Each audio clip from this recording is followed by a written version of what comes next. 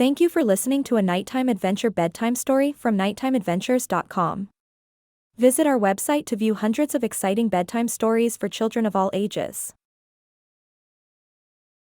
The Nighttime Adventures of Max, the Handyman. Max loved going on adventures in his dreams.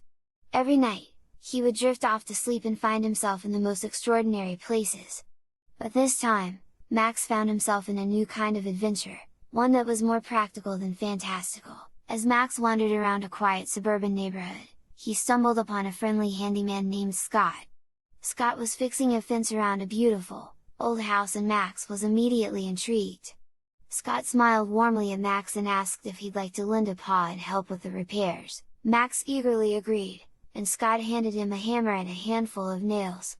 Max was a bit nervous, he had never done any kind of handiwork before, but Scott was patient and kind, showing Max how to use the tools and giving him helpful tips. Together, Max and Scott worked on the fence, repairing the broken slats and replacing the rusty nails.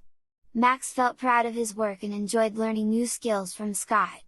As they worked, they talked about all sorts of things, their favorite foods, their hobbies, and even their dreams. After they finished with the fence, Scott invited Max inside the house to help with a few more repairs.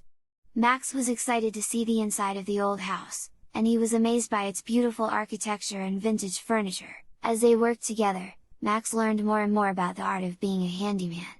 He discovered that there was something satisfying about using your hands to fix things, and he loved the feeling of accomplishment when a project was completed. After a long day of work, Max said goodbye to Scott and headed home. Max soon found himself laying in his bed, his mind running through everything he had helped Scott accomplish at that beautiful house.